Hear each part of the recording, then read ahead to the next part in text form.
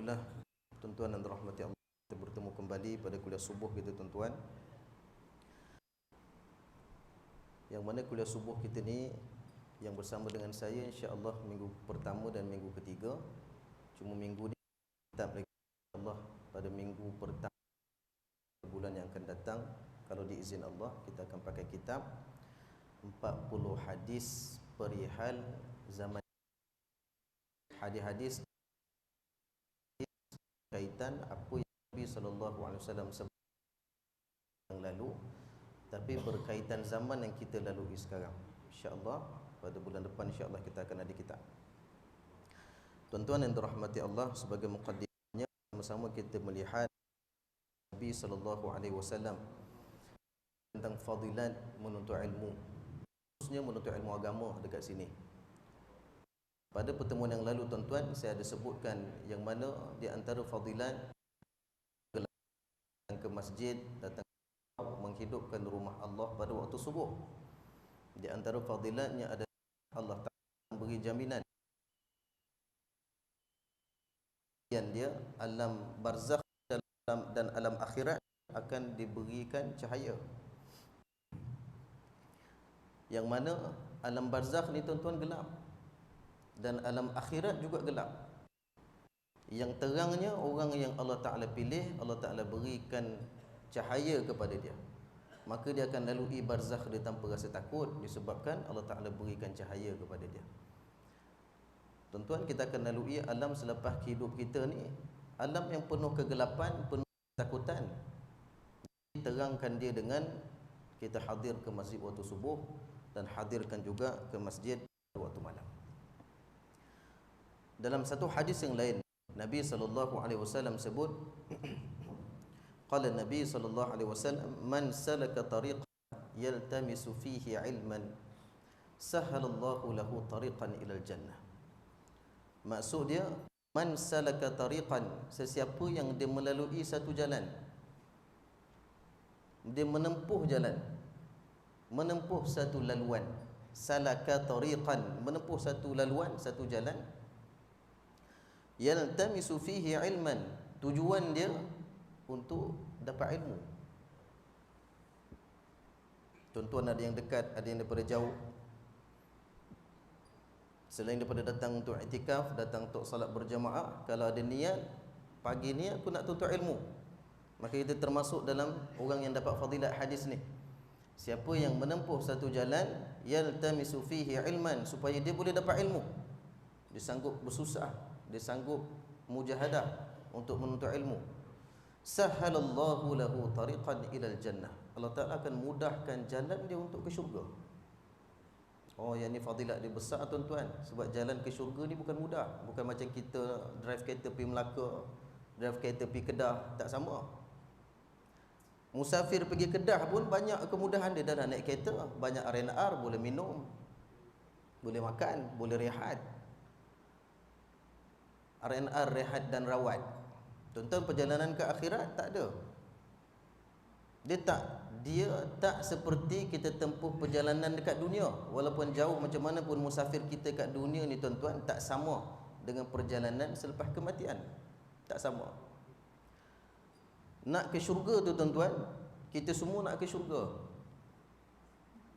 Semua, tak ada yang nak ke neraka ni. Semua nak ke syurga. Cumanya jalan nak ke syurga ni, tuan-tuan, jalan dia tak mudah. Dia kena ada proses mujahadah, kena bersusah-susah dulu dekat dunia. Allah Ta'ala nak tengok begitu, nak tengok kesungguhan kita. Tuan-tuan, nak ke syurga tu, kita kena taat kepada Allah, buat apa yang Allah Ta'ala suruh, tinggal apa yang Allah Ta'ala larang, istiqamah begitu sampai meninggal. Kemudian nak kena tempuh kematian pula. Nak ke syurga tak boleh tak mati. Ada seorang makcik tanya, ustaz, saya ni memanglah nak ke syurga, tapi boleh tak kalau dengan cara tak mati? Tak boleh, memang kena matilah. Takutlah mati, semua orang takut nak mati. Nak ke syurga tu, nak kena tempuh kematian. Kalau rajin menuntut ilmu, Allah Ta'ala mudahkan perjalanan untuk meninggal dunia. Sebab Allah Ta'ala janji dah melalui hadis Nabi, siapa yang salaka tariq, yang dia lalu satu jalan, maksudnya dia sanggup menempuh perjalanan menuntut ilmu, sahalallahu lahu tariqan ilal jannah, Allah Ta'ala akan mudahkan jalan dia ke syurga. Maksudnya mana-mana laluan untuk ke syurga dimudahkan. Antara laluan nak ke syurga tu kena mati dulu. Allah Ta'ala mudahkan perjalanan untuk meninggal dunia. Syaratnya istiqamah menuntut ilmu. Lepas dah meninggal, dah tinggalkan dunia, dah lalui keperitan sakaratul maut, ujian sakaratul maut, pindah masuk alam barzakh pula, masuk alam baru. Dan alam barzakh tu tuan-tuan, kehidupannya tak sama macam alam dunia. Dunia ada kesusahan dia, barzakh ada kesusahan dia, dan setiap alam yang kita pindah, kesusahan dia melebihi kesusahan alam sebelum. Dia konsep dia begitu Allah Ta'ala buat. Sebelum kita ada dekat alam ni, kita ada dalam alam rahim. Susah tak alam rahim? Tak susah. Apa yang mak kita makan, kita makan. Kita tak payah bekerja, kita tak payah salat dalam alam rahim. Kita dalam perut, kita tak baca Quran, kita dalam perut mak kita. Kita tak perlu buat apa-apa pun. Ujiannya kalau mak kita susah, mak kita lapar dekat dalam tu. Kesusahan dekat alam rahim tak sesusah bila kita dah keluar alam dunia. Alam dunia ni dah ada kesusahan yang lebih banyak daripada dalam perut. Kesusahan dia banyak. Tapi bila kita tinggalkan alam dunia tuan-tuan, masuk dalam alam barzakh, kesusahan barzakh lebih susah daripada alam dunia. Nak ke syurga tu kena lalu alam barzakh pula. Siapa yang dapat nikmat dekat alam barzakh, insya-Allah alam selepas itu, iaitu alam akhirat, akan mudah perjalanan dia. Barzakh bukan akhirat tuan-tuan, barzakh ni pemisah. Pemisah. Dia satu alam pemisah, memisahkan antara alam dunia dan alam akhirat. Barzakh belum akhirat lagi. Akhirat tu satu alam, bila dibangkit semua manusia daripada kubur, semua hidup, dapat jasad balik macam dulu. Dikumpulkan di mahsyar, itu bermulalah alam akhirat. Alam barzakh ni panjang, perjalanan ni susah. Kesusahan dalam alam barzakh Nabi sebut dalam banyak hadis tuan-tuan. Susah alam barzakh ni kalau orang ni malas ibadah dekat dunia. Tapi kalau orang ni rajin ibadah, rajin menuntut ilmu, orang yang dapat rahmat Allah, mati dia dalam keadaan redha Allah, orang ni dia akan senang masuk dalam barzakh. Dia dah tak susah macam dekat dunia dulu. Nak tempuh barzakh, selesai barzakh, dibangkitkan semula manusia, masuk dalam alam akhirat, dihimpunkan di mahsyar. Mahsyar tuan-tuan susah. Tuan-tuan, mahsyar susah. Siapa yang dekat alam barzakh, dia selesa, dia dapat nikmat. Dekat mahsyar nanti insya-Allah dia selesa dan dia dapat nikmat juga insya-Allah. Itu yang disebut oleh Nabi. Cumanya keadaan dekat mahsyar nanti susah tuan-tuan. Manusia berempit-empit, Nabi kata seperti satu sarung anak panah. Sarung busur panah tu, sarung anak panah yang dimasukkan dengan panah yang begitu banyak. Masuknya padat, sempit. Ulama nak bagi kita faham keadaan dekat mahsyar tu macam satu kampik berah, begitulah manusia bertindih. Nabi kata siapa yang boleh berdiri dekat satu tempat yang dia boleh jejak atas tanah, orang tu orang yang mulia, orang tu untung orang tu. Tapi manusia itu bertindih tuan-tuan. Memang Allah Ta'ala packkan manusia dekat situ dan Allah Ta'ala biarkan begitu saja selama ribuan tahun. Sampai manusia di mahsyar minta, ya Allah, kalau aku ahli neraka, masukkan aku dalam neraka. Tak sanggup dah. Dengan kesusahan di mahsyar, manusia dah tak sanggup dah. Susah ni perjalanan nak ke syurga ni, payah. Tapi siapa yang salaka tariqan yaltamisu fihi ilman, sentiasa menuntut ilmu, sanggup susah untuk dapat ilmu, sahalallahu lahu tariqan ilal jannah. Mahsyar salah satu perjalanan untuk ke syurga, dimudahkan perjalanan dia di mahsyar. Mati mudah, barzakh dia mudah, akhirat pun nanti dia mudah. Syaratnya menuntut ilmu, istiqamah dalam menuntut ilmu. Lepas daripada mahsyar tu pula tuan-tuan, bila dah ditimbang amal, kita nak menempuh satu lagi tuan-tuan penentu, iaitu titian sirat. Sirat ni tak ada lampu tuan-tuan, dia tak cerah. Sebut alam akhirat ni dia bukan terang, melainkan orang yang Allah Ta'ala beri terang pada dia. Kita nak lalu jambatan, kereta kita habis bateri, tak ada lampu, tak ada apa, lampu jalan tak ada, padahal jambatan tu 2 lane tu pun kita seram nak lalu. Ini kan jatuh sungai, jatuh laut ni kan. Tuan-tuan, titian sirat ni bukan besar jambatan Pulau Pinang, bukan besar jambatan yang biasa kita lalu kat dunia. Halus, lebih halus daripada rambut, gelap pula tu. Selamat ke tak kita ni? Ada cangkuk pula tu.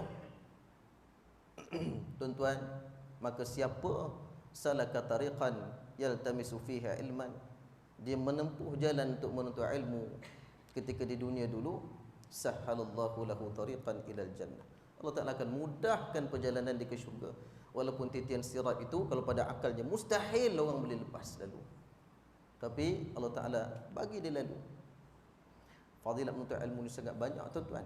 Di antaranya memudahkan perjalanan kita ke syurga. Yang keduanya, kata Nabi sallallahu alaihi wasallam, an Abi Zarrin qala Nabi sallallahu alaihi wasallam, Nabi sallallahu alaihi wasallam pesan kepada Abu Zar, seorang sahabat Nabi sallallahu alaihi wasallam. Nabi pesan, ya Abu Zar, wahai Abu Zar, la an taghdu fata'allama ayatan min kitabillah khairul laka min an tusalliya mi'ata raka'atin. Wahai Abu Zar, kalau engkau berpagi-pagi, maksudnya bila engkau bangun pagi, selepas daripada kamu buat perkara yang fardu, kamu tak buat benda lain, melainkan selepas itu kamu berpagi-pagi dengan fata'allama ayatan min kitabillah, kamu belajar walaupun cuma satu ayat daripada kitab Allah. Belajar satu ayat aja daripada ayat Quran. Nabi tak sebut ayat panjang ke ayat pendek. Maka kalau belajar ayat pendek, qul huwallahu ahad, belajar baca, belajar maksud, belajar amal, memada dah. Kata Nabi SAW, khairul laka min an tusalliya mi'ata raka'atin, lebih baik bagimu pahalanya daripada kamu solat 100 rakaat. Tuan-tuan, besar tak? Besar. Katalah kita habis kuliah kan 7.20 ke 7.30 tuan-tuan, ya, ke pukul 8. Katalah kita habis 7.20, ada orang dia tak nak ikut kuliah, dia kata daripada ikut kuliah baik aku solat, aku orang yang rajin solat. Dia pergi dekat tepi balkoni tu, dia solat. 7.20 kita habis, kita bersurai, dia dapat tak 100 rakaat? Tak dapat 100 rakaat. Walaupun dia sembahyang paling speed pun tuan-tuan, dia tak akan dapat 100 rakaat. Ya. Kalau dia buat sembahyang speed dia macam kat Indonesia yang viral tu, yang tu pun tak dapat 100 rakaat. Ya. Tuan-tuan, tapi kita duduk sekejap di sini, kalau kita belajar satu ayat Quran, tuan-tuan, lebih afdal daripada salat 100 rakaat kalau kita belajar walaupun satu ayat daripada ayat Quran. Tak kisah ayat pendek ke ayat panjang ke. Suatu azam tuan-tuan, setiap pagi kita nak belajar walaupun satu ayat daripada ayat Quran, walaupun secara online. Ayah-ayah anda pension boleh belajar online hari-hari biasa. Wala an taghdu, dan jika sekiranya berpagi-pagi, fata'allama baban minal ilmi, dan kamu belajar satu bab daripada ilmu, maksudnya ilmu agama, umila bihi aw lam yu'mal, sama ada kamu mampu beramal dengan ilmu itu ataupun kamu tak mampu amal. Kamu duduk, kamu dengar, kamu belajar, walaupun kamu tak mampu amal ataupun kamu mampu amal, itu cerita nombor 2. Yang pentingnya berpagi-pagi selepas buat hak Allah, kefarduan, duduk belajar satu bab daripada bab ilmu. Maksud satu bab ni sebahagian daripada agama, yang mana ilmu tu boleh menyebabkan kita faham agama, boleh menyebabkan kita makin dekat kepada Allah, makin taat kepada Allah, makin bagus akhlak kita, makin bagus ibadah kita dengan sebab kita belajar tu. Kata Nabi SAW, khairul laka min an tusalliya alf raka'atin, lebih afdal daripada kamu salat 1000 rakaat. Ini hadis Nabi tuan-tuan. Saya baca matan dia supaya tuan-tuan tak kata ni apa, iya ke hadis. Saya baca dia punya matan hadis tadi. Hadis ini riwayat Al-Imam Ibnu Majah. Nabi kata, rumus hadis saya baca fadilat tadi. Siapa yang di pagi-pagi lepas dia buat kefarduan dia, solat subuh, dia mulakan pagi dia dengan belajar satu ayat daripada ayat Quran. Pendek ke panjang ke ayat tu, dia belajar satu. Belajar baca ke, belajar tafsir ke, satu ayat lebih baik daripada dia solat sunat 100 rakaat. Dan siapa yang dia berpagi-pagi, lepas dia selesai kefarduan dia, dia belajar satu bahagian daripada bab ilmu agama. Apa-apa ilmu agama yang boleh menyebabkan ketaatan dia semakin meningkat, ibadah dia semakin baik, kefahaman agama dia bertambah, maka Nabi SAW sebut, maka lebih afdal daripada dia salat sunat 1000 rakaat. Jadi tuan-tuan, kita datang ke masjid subuh-subuh, tempuh gelap, tempuh sejuk, datang sini, insya-Allah janji Nabi, janji Allahnya, cerah kubur kita, cerah akhirat kita. Fadilat sembahyang berjemaah pula subuh tuan-tuan, dijauhkan daripada sifat kemunafikan. Solat sunat fajar yang kita solat sebelum kita solat jemaah tadi lebih berharga daripada dunia dan segala isi dia. Dunia, bukan bumi tuan-tuan ni, dunia dan si isi dunia, lebih mahal harga dia. Niat iktikaf pula, kita iktikaf. Tuan-tuan yang belum niat iktikaf, niat iktikaf. Fadilat iktikaf, fadilat menuntut ilmu besar tuan-tuan. Jadi benda-benda berkaitan akhirat ni tuan-tuan kena lihat besar. Ada orang menangis tak dapat bantuan kerajaan, BTR ke apa nama dia, marah, tak puas hati. Tapi solat sunat fajar yang lebih mahal daripada satu dunia ni, dia tak buat, dia tinggal, dia tak rasa apa-apa. Relax, tak ada apa, relax, makan nasi lemak macam tak ada apa-apa. Tuan-tuan, besarkan akhirat dalam hati kita, kecilkan dunia. Kalau kita sungguh nak selamat perjalanan kita sampai ke syurga Allah, hati kita ni penuh dengan akhirat. Besarkan akhirat, bukan lupakan dunia. Tak. Dunia kita kena buat. Wala tansa nasibaka minad dunya. Allah Taala kata, dalam kita cari akhirat, jangan kamu lupa bahagian kamu di dunia. Kita kena kerja, cari nafkah dan sebagainya. Tapi jangan sampai besarkan dunia, tak dapat 200, tak dapat 300 kita boleh mengamuk, tapi tak salat sunat fajar, tak rasa rugi sikit abu. Ini satu benda yang perlu dikesali. Tuan-tuannya, akhirat besarkan dalam hati. Dunia hanya kita pegang di tangan saja. Muslimin muslimat yang dirahmati Allah Subhanahu wa taala. Jadi pada itu sebagai mukaddimah pada pagi ini kita nak lihat 4 sifat yang mana tadi kita sebut tentang perjalanan akhirat dan bahayanya tuan-tuan kalau kita tak selamat dalam perjalanan kita menuju ke syurga, dia tak ada tempat yang lain melainkan neraka. Dan kita semua tak nak masuk neraka walaupun sekejap. Satu hari neraka tuan-tuan bersamaan dengan 1000 tahun dunia. Wa inna yawman 'inda rabbik ka alfi sanatin mimma ta'uddun. Allah Taala sebut dalam Quran. Wa inna yawman 'inda rabbik, satu hari di sisi Tuhan, maksudnya satu hari akhirat, ka alfi sanatin, seperti alfi sanah ni 1000 tahun, mimma ta'uddun, kalau kamu hidup kat dunia. Tak sanggup kita tuan-tuan. Kalau orang tu dia buat dosa, taklah banyak mana dosa dia, tapi dosa dia kena masuk neraka dulu. Allah Ta'ala bagi ringan, kamu 3 hari je masuk neraka. 3 hari tu bukan macam 3 hari kita pejam celik kat dunia tuan-tuan. Macam duduk di azab 3000 tahun lama dia. Sedangkan kita hidup tak sampai pun 1000 tahun. Kalau sampai 100 tahun pun dah masuk surat khabar dah. Sebab dah rare, jarang-jarang. 100 tahun masuk surat khabar dah. Jadi kita hidup tak lama tuan-tuan. Tak berbaloi dengan kita buat maksiat yang nikmatnya sekejap, tapi menanggung penderitaan ribuan tahun. Tak berbaloi sikit abu. Sebab itu kita nak baca ni 4 sifat yang Nabi sebut dalam hadis. Nabi kata, siapa yang mempunyai 4 sifat ni, haram ke atas diri dia api neraka. Api neraka tak akan jamah dia walaupun sikit. Kulit dia tak akan rasa sikit pun bahang neraka. Beramal dengan 4 sifat. 4 sifat ni mesti ada kat kita. An Abdullah bin Mas'udin qal, daripada Abdullah bin Mas'ud berkata dia, qala Rasulullah sallallahu alaihi wasallam, sabda an-nabi sallallahu alaihi wasallam, Ala ukhbirukum biman yahrumu 'alan nar. Kamu nak tak aku beritahu kamu? Maksudnya ni Nabi tengah bercakap dengan sahabat. Nabi kata ala ukhbirukum biman yahrumu 'alan nar. Nak tak aku beritahu kamu golongan yang diharamkan daripada neraka? Diharamkan daripada neraka. Tak akan disentuh neraka.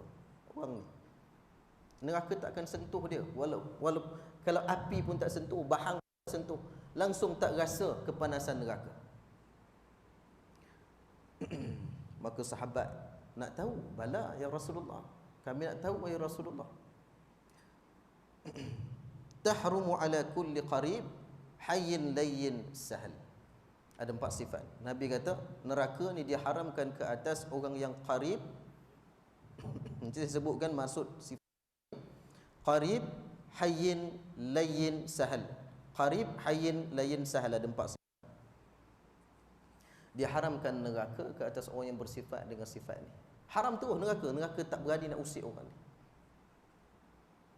Dan sifat ni kalau kita baca sunnah-sunnah Nabi, sifat-sifat Nabi, semua ni ada pada Nabi SAW.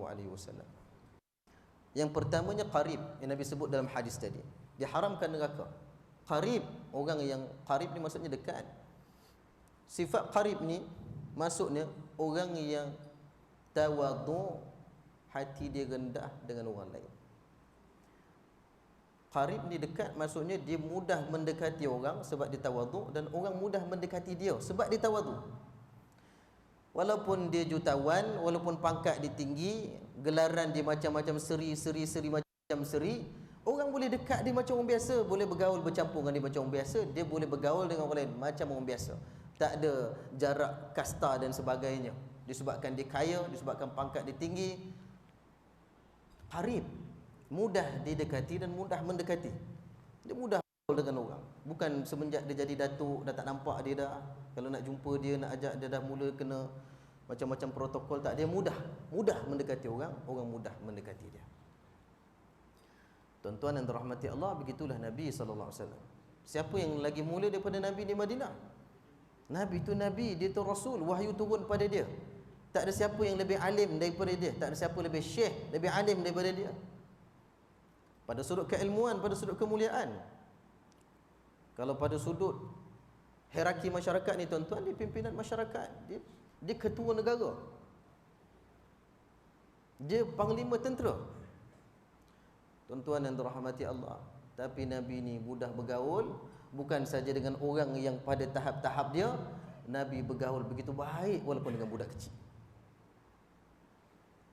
Sayyidina Anas bin Malik tuan-tuan, Sayyidina Anas bin Malik khidmat kepada Nabi lama. Nabi sampai di Madinah, mak dihadiahkan, orang bagi hadiah kepada orang muhajirin macam-macam. Ada yang beri sebahagian daripada kebun, ada yang dia tembokkan tengah rumah dia, beri kepada orang yang berhijrah daripada Mekah ke Madinah. Duduklah sebelah lagi ni, kamu punya rumah, bahagi 2 rumah. Mak Anas bin Malik, dia tak tahu nak bagi apa, dia orang susah. Dia bagi anak dia, wahai Rasulullah, jadikanlah anak saya ni tukang khidmat kepada Tuhan. Suruhlah dia buat apa-apa biar dia khidmat kepada Tuhan. Anas bin Malik ni dia budak yang keluar masuk rumah Nabi biasa je, sebab dia juru khidmat Nabi daripada umur 10 tahun sampai umur 20 tahun, khidmat kepada Nabi. Bila dia dah dewasa, dia cerita masa dia budak, masa dia khidmat kepada Nabi SAW, Nabi tak pernah komplain apa yang dia buat. Padahal budak umur 10 tahun buat kerja, apalah yang sempurnanya sangat. Tapi dia kata Nabi tak pernah komplain. Dan Nabi tak pernah komplain dan arah dia, ini tak betul, ini tak betul, ini tak betul, sepatutnya tak. Ini Nabi dengan budak-budak. Nabi pernah beri satu barang kepada Anas bin Malik, suruh beri kepada orang tak jauh, beri pada rumah tu. Anas bin Malik bawa barang tu, dia tengok kawan-kawan sebaya dia tengah main kejar-kejar lari. Dia lupa arahan Nabi tadi tu, dia pun main sama. Dia main-main, Nabi tengok, Nabi pergi, Nabi kata pasal sini, Nabi biar saya hantar sendiri. Dia Nabi ambil, Nabi pergi hantar sendiri. Kalau kita agak-agak apa nasib budak tu? Ya, jekah daripada tingkap rumah kita je lah. Oi, orang kata hantar barang, dia pergi main lari pula. Nabi tak macam tu. Nabi dia qarib. Sampai budak kecil pun senang duduk dengan dia. Budak kecil pun senang dengan dia. Bukan bila Nabi datang budak kecil lari berselerak habis lari. Sebab salah sikit nanti dia lempang aja, tak. Ini qarib. Sifat ni tuan-tuan, kalau ada pada kita tuan-tuan, Allah Ta'ala sayang kat kita. Kita banyak duit ke, kita pangkat tinggi ke apa ke, bila kita campur dalam masyarakat, kita mesti bergaul. Kita tak boleh jadi minyak dengan air, kena jadi sama-sama air. Ini qarib. Bahaya kalau kita tak ada sifat ni tuan-tuan, kita mula sikit-sikit memakai sifat takabur. Yang tu bahaya. Nabi sebut la yadkhulul jannah man kana fi qalbihi misqala habatin min khardalin min kibir. Tak masuk syurga seseorang yang dalam hati dia ada besar zarah. Zarah ni besar mana tuan-tuan? Bukan besar botol. Zarah ni besar biji sawi. Tuan tengok sawi tu punya biji yang kecil aja.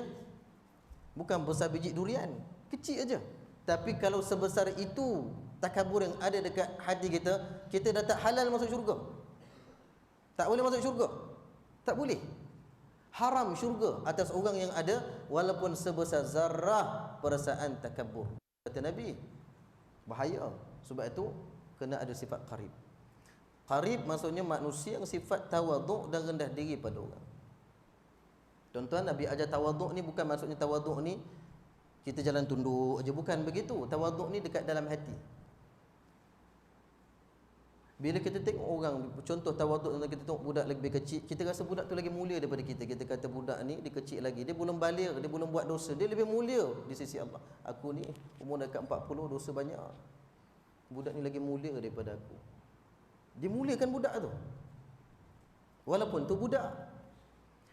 Bila dia tengok orang lebih dewasa daripada dia, lebih tua daripada dia, pakcik ni, tuan haji ni hidup lagi lama daripada aku, ibadat dia tentu lagi banyak, Allah dia lebih mulia daripada aku tak ada apa-apa ya, aku banyak dosa. Ini tawaduk. Jadi tak ada kesempatan untuk dia sombong. Tak ada kesempatan untuk dia sombong, merasa megah dan sebagainya. Itu yang pertama, qarib.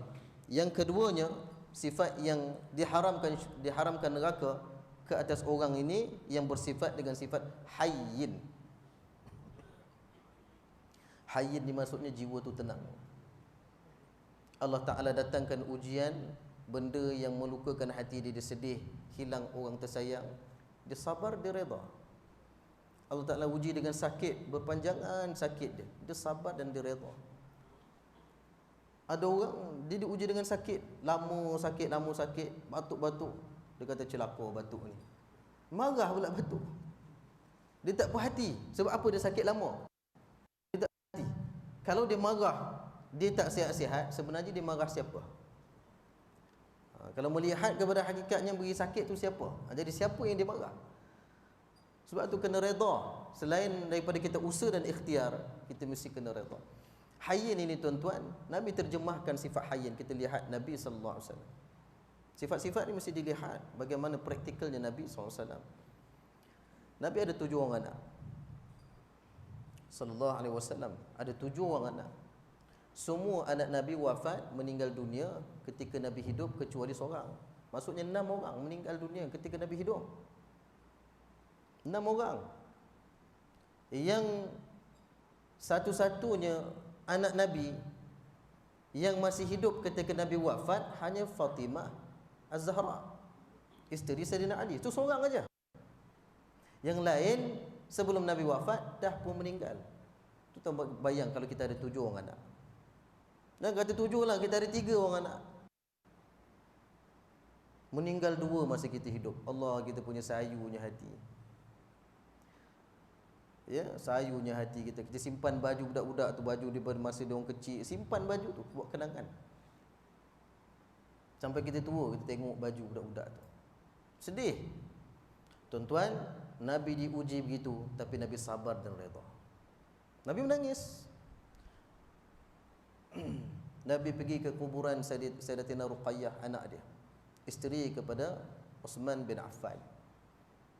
Meninggal. Nabi tak sempat tengok, tak sempat urus, sebab Nabi pergi berperang. Nabi balik daripada perang Badar, Sayyidina Uthman dah pun siap menguruskan jenazah. Dia punya sedih tuan-tuan, mengalir air mata. Bukan kata hayyin ni tak boleh sedih, tak boleh menangis. Bukan, itu sifat manusia. Kita kena uji, menangislah tuan-tuan kalau tuan-tuan nak menangis. Yang tak bolehnya rasa tak redha. Rasa tak redha kepada Allah. Yang tu salah. Kenapa lah aku yang kena? Kenapa anak aku yang mati? Kenapa harta aku yang kena curi? Kenapa tu dia tak puas hati dengan ketentuan Allah. Hayyin ini tuan-tuan, Allah Ta'ala beri ujian kepada dia. Harta daripada banyak jadi sikit, dia redha. Saya ada jumpa seorang hamba Allah, dia ni ada syarikat yang besar sebelum Covid. Asbab PKP hari itu gulung tikar. Asbab Covid yang PKP itu, syarikat dia antara yang menerima kesan gulung tikar tutup. Hari ni jual burger. Pengarah syarikat tu hari ni jual burger. Pendapatan dia hampir 15,000 ketika tu. Hari ni jual burger. Saya tak tanya dah jual burger dia dapat berapa sebulan. Tapi turun banyak tuan-tuan. Daripada gaji 15,000. Turun kepada seorang penjual burger. Daripada hari-hari pergi pejabat pakai necktie, pakai coat. Hari ni pakai apron buat burger. Tapi yang saya kagumnya dengan abang ni tuan-tuan, Masya Allah, begitu sabar dan redha. Lepas dah berapa bulan dia jual burger, baru dia cerita kat saya, sebenarnya Ustaz, saya dah tak jadi pengarah sekian-sekian. Saya jual burger dah berapa bulan ni. Masya Allah, dia punya tenang, dia punya sabar. Ini orang yang ada sifat hayyin. Allah Ta'ala nak tengok sejauh mana kita mampu sabar apabila Allah Ta'ala beri ujian tuan-tuan. Allah Ta'ala beri ujian sakit kena Allah Ta'ala beri. Kadang-kadang kita sihat, Allah Ta'ala beri ujian rumah kita sakit. Saya ada jumpa hamba Allah tuan-tuan, orang rumah dia ni sakit. Dah banyak tahun dah terlantar, paralyzed. Terlantar, nak buang air ke apa dia lah yang cebok. Dia cerita dekat saya selepas kuliah tuan-tuan, dia ni kalau kuliah saya memang duduk depan sekali. Rajin orangnya datang masjid. Saya rasa bertahun-tahun saya kuliah di masjid tu, saya rasa ada sekali aja dia tak ada. Tu pun di balik rumah anak dekat Shah Alam. Rupanya dia sebalik nampak dia rajin datang masjid tu bukan sebab dia tak ada apa-apa benda pun nak buat kat rumah, dia dah pencen, dia banyak masa. Tak tuan-tuan. Dekat rumah dia menjaga isteri yang tak boleh bergerak. Nak makan dia kena suap, nak bergerak dia kena bangunkan. Isteri buang air dia kena cebok. Masya Allah. Tapi istiqamah datang ke masjid. Orang ni orang hayyin. Memang kadang-kadang dia penat, kadang-kadang dia sedih, tapi dalam hati dia, ya Allah, aku sabar, aku redha. Orang kalau dia tak ada sifat hayyin ni, dah habis dah. Ya, masjid pun tak sampai, silsilah dengan orang rumah pun ditinggalkannya. Kalau tak ada sifat hayyin. Sebab tu sifat hayyin ni kena ada. Allah Ta'ala uji kita untuk melihat ada tak sifat hayyin ni, sabar dan redha dalam diri kita. Allah Ta'ala uji dengan kadang kita sakit. Kadang orang yang kita sayang paling dekat dengan kita pula sakit. Kadang Allah Ta'ala uji kita tak sakit tapi kita tak ada duit. Kadang-kadang Allah uji sakit dan tak ada duit. Jatuh di tiba tangga pula tu. Allah Ta'ala nak tengok kita ni ada sifat tak sifat ni.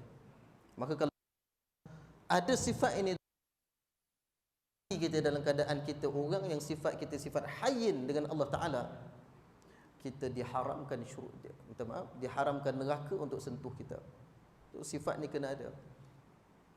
Itu ramai yang uji. Allah Ta'ala uji ketika PKP hari itu, yang hilang kerja dan sebagainya. Semua tu ujian Allah Ta'ala nak tengok. Ada yang tak lulus, ada yang lulus. Sebab tu doa kepada Allah tuan-tuan, mudah-mudahan apapun ujian Allah Ta'ala bagi lulus ujian. Yang ketiganya, layyin. Layyin ni maksudnya lembut. Bukan yang tangan cengkol tuan ya. Lemah lembut macam tu, bukan lemah lembut. Bukan lemah lembut menjadi pondan tu. Lemah lembut sini maksudnya santun dalam perbuatan dan kata-kata. Dia bukan orang yang bila cakap ni kerja nak carut orang aja kerja dia, tak. Layyin maksudnya orang yang santun dalam kata-kata dan tindakan. Orang mudah, orang senang dengan dia. Kalau duduk dengan dia, mulut dia cakap benda elok. Dia tak menyakiti orang. Orang yang berjiran dengan dia, seronok berjiran dengan dia sebab Dia tak nyusahkan kita. Kalau orang yang bekerja duduk sebelah meja dia, tempat dia bekerja, orang senang dengan dia. Sebab dia tak kacau orang. Dia ni hayyin, dia ni layyin, dia cakap pun elok, tindakan dia pun elok. Dia tak menjatuh orang, dia tak fitnah orang, dia tak ngata kat orang. Tuan-tuan, sifat ni kena ada. Akhir zaman ni sifat ni semakin terhakis. Akhir zaman sifat ni terhakis. Layyin, kena lembut. Lagi-lagi bila berinteraksi dengan sesama Islam, tuan-tuan. Kalau sesama yang tak Islam pun Nabi tak bagi kita sebarang-sebarang saja akhlak kita, maka dengan Islam lagi kena lembut. Allah Ta'ala sebut dalam Al-Quran, Muhammadur Rasulullah. Muhammad itu pesuruh Allah. Wallazina ma'ahu, orang yang beriman dengan dia, yang bersama dengan dia, iaitu dengan Nabi sallallahu alaihi wasallam. Asyidda'u 'alal kufar, tegas dengan orang yang tidak Islam. Bukan tegas maksudnya jumpa aja marah, jumpa aja marah, jumpa aja lempang, bukan. Maksudnya ada sempadan, you tak boleh langgar. Asyidda' 'alal kufar, tegas. Ruhama'u bainahum, tapi sesama Islam dilayan macam adik-beradik, macam anak beranak. Bukan sesama Islam layan, woi, bukan menggarap. Sesama yang tak Islam pula, woi, macam adik-beradik. Itu terbalik. Ruhama'u bainahum, berkasih sayang. Jadi cakap dengan adik-beradik ni kan mesra. Mesra cakap. Bergaul tu elok, santun, sopan dalam perbuatan dan kata-kata. Sebab itu dalam satu hadis Nabi SAW, Nabi nak sifat kita sebagai Islam, tuan-tuan. Nabi kata al-muslim, seorang Muslim yang sejati, yang benar Muslim dia, benar Islam dia. Islam ini bukan pada ibadat saja, tapi Islam ni juga pada sudut akhlak. Nabi kata al-muslim, Muslim yang benar itu man salimal muslimun min lisanihi wa yadihi. Seorang Muslim yang benar itu adalah seseorang yang selamat Muslim yang lain daripada lidah dan tangan dia. Itu Muslim yang sebenar. Maksudnya apa? Orang lain selamat dengan mulut dia, orang lain selamat dengan tangan dia. Dia bukan seorang Muslim yang suka mengata dekat orang lain, dia bukan Muslim selalu menyakiti orang dengan tangan dia. Ini Muslim sama Muslim, menyusahkan sama Muslim yang lain. Oh, yang ni menyedihkan Nabi SAW. Kalau Nabi ada, Nabi tengok, sedih Nabi. Kalau kita betul kasih kepada Nabi, kita mengaku kita umat Nabi, maka pegang betul. Nabi kata al-muslim, seorang Muslim itu man salimal muslimun min lisani wa yadihi. Muslim yang benar itu adalah orang yang selamat Muslim yang lain daripada kejahatan lidah dan kejahatan tangan dia. Tuan-tuan, jadi kena bersifat dengan sifat lain. Orang senang dengan mulut kita, orang senang dengan kita. Jangan kita buat tindakan yang menyakitkan hati orang, menyakitkan hati jiran, menyakitkan hati anak-anak qaryah yang lain. Dan jangan mulut kita pun sama menyakitkan hati orang. Mainkan kita cakap betul, benda nasihat, tapi orang sakit hati, biarkan dia. Kita kata, jagalah solat. Kamu ni, orang kata selalu tak solat Jumaat. Betul ke? Orang ni marah pula kita. Solat, tak ada benda lain ke? Solat. Yang tu lain. Yang tu sakit hati sebab kita dakwah dia tu tak apa. Tapi jangan orang sakit hati sebab mulut kita ni terlalu tajam, menyakitkan hati orang. Oh, yang tu di Islam pada sudut ibadah saja, tidak Islam pada sudut adab dan akhlak. Tuan-tuan, yang akhir sekali, yang keempat, sifat yang perlu ada pada kita supaya kita tidak dijamah oleh neraka. Sahal ni pada kalimah sahlun, senang.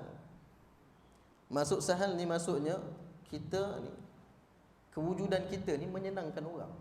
Kita ni suka memudahkan orang. Kita kalau tengok orang susah, kita mesti nak tolong. Tak boleh tengok orang susah, kita tak senang tengok orang susah. Dia jangan jadi terbalik. Kita senang tengok orang susah, itu ada masalah tu, hati tu. Orang kata, weh, dengar cerita fulan-fulan tu, ada orang tu, jiran kita tu kena buang kerja lah. Ya ke? Seronok rasa. Ya ke? Baguslah macam tu. Baguslah macam tu. Seronok orang susah. Dengar cerita sahabat kita, ya ke? Happy dia. Bila happy atas kesusahan orang lain, tuan-tuan, awas. Itu sebenarnya ada penyakit hasad dalam hati. Hasad ni Dia bukan saja dengki,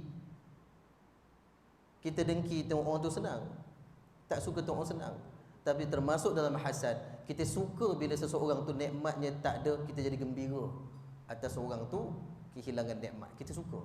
Itu termasuk dalam hasad. Ya, tuan-tuan dan dirahmati Allah. Jadi sifat yang keempat ni, sifat sahal ni kena ada pada hati, pada jiwa seorang mukmin. Dia tak boleh, dia tak senang hati dia, tak boleh tengok saudara sesama Islam khususnya susah. Bila dia tahu susah, dia nak tolong. Bila tahu susah, dia nak tolong. Tuan-tuan, sebagai penutupnya, kita nak tengok betapa besarnya fadilat menggembirakan hati seorang Muslim. Dalam satu hadis riwayat Imam Al-Baihaqi daripada Abu Hurairah radhiyallahu anhu kata, sabdaan Nabi SAW yang bermaksud antara amalan yang paling disukai Allah ialah memasukkan kegembiraan dalam hati seorang mukmin, iaitu melepas kalau dia sedih, kita ada bersama dia, bantu dia hilang sedih, bantu menyelesaikan hutangnya. Kalau dia banyak hutang, kita bantu sekadar yang kita mampu. Bukanlah dia hutang 1,000, kita kena jual rumah kita bayar hutang dia pula. Itu baik now. Ya, maksudnya bantu dia sekadar yang mana yang kita mampu, bantu dia selesaikan hutang dia. Memberinya makan ketika ia lapar. Bila kita tengok saudara sama muslim kita lapar, beri makan. Ini yang Nabi sebut. Dalam hadis yang lain yang diriwayatkan oleh Al-Imam Tabrani, kata Nabi SAW yang bermaksud sesungguhnya amalan yang paling disukai Allah selepas amalan fardu ialah menggembirakan hati seorang Muslim. Selain daripada kita dah buat ketaatan kita kepada Allah, Allah Ta'ala nak kita jaga hubungan dengan manusia, iaitu masukkan kegembiraan dalam hati seorang Muslim. Dia tak ada pakaian, bagi dia pakaian untuk dia tutup aurat. Kalau dia lapar, kau beri dia makan sampai dia kenyang, atau engkau tunaikan apa-apa saja hajat dia. Tuan-tuan, benda ni dipraktik zaman Nabi. Hari ni kalau orang minta tolong, dia kata, aku bukan Jabatan Kebajikan Masyarakat, pergi tempat lain, salah tempat. Kena bantu sekadar yang kita mampu, tuan-tuan. Tuan-tuan, sebagai rumusannya, ada 725, sebagai rumusannya 4 sifat tadi. Kalau kita sungguh nak jauhkan diri kita daripada api neraka, maka Allah Ta'ala bukan tuntut kita sembahyang, puasa, zakat dan haji saja, tapi Allah Ta'ala tuntut kita ni ada akhlak dengan manusia. Kalau orang tu jaga sembahyang, puasa, dia rajin sedekah dekat masjid sekalipun, tapi dia tak ada akhlak dengan manusia, maka orang ni tak selamat lagi nak masuk syurga. Semua sifat-sifat ni, tuan-tuan, sifat antara orang ni dengan Allah dan antara orang dengan manusia. Sifat qarib dengan manusia, mudah bergaul, senang didekati. Sifat hayyin antara dia dengan Allah, sentiasa sabar, redha. Sifat lain ni sifat dengan manusia, lemah lembut dengan manusia. Jangan nyakitkan hati orang dengan mulut, dengan kita punya tangan. Jangan susahkan orang, jangan sakitkan hati orang. Yang keempatnya ni sifat dengan manusia, iaitu sahal, suka memudahkan orang. Dia jadi bos, dia memudahkan orang bawah dia. Dia jadi orang bawah, dia memudahkan majikan. Semua saling memudah-mudahkan urusan. Bukan memudahkan maksud malas, tuan ya. Maksudnya tak menyusahkan orang. Dari 4 sifat yang diharam neraka ni, tuan-tuan, 3 sifat berkaitan dengan akhlak sesama manusia. Menunjukkan, tuan-tuan, Islam ni bukan agama ritual ibadah saja, tapi agama yang kalau kita amal dengan Islam, kehidupan manusia harmoni. Sebab itulah kata Nabi SAW, innama bu'istum, sesungguhnya aku dibangkitkan kepada kamu sebagai Rasul, liutammima makarimal akhlak, untuk menyempurnakan kemuliaan akhlak. Sebab sebelum Nabi dibangkit, akhlak manusia. Aqulu qawli hadha wa astaghfirullahal azim li wa lakum. A'udzu billahi minasyaitonir rajim. Bismillahirrahmanirrahim. Alhamdulillah wassalatu wassalamu ala Rasulillah. Allahumma rzuqna mutaba'ata nabiyyina Muhammadan sallallahu alaihi wasallam, awalan wa akhiran wa zahiran wa batinan wa qawlan wa fi'lan wa ibadatan wa amalan salihan. Wa sallallahu ala sayyidina Muhammad wa ala alihi wa sahbihi wa baraka wa sallam. Walhamdulillahi rabbil alamin. Assalamualaikum warahmatullahi wabarakatuh.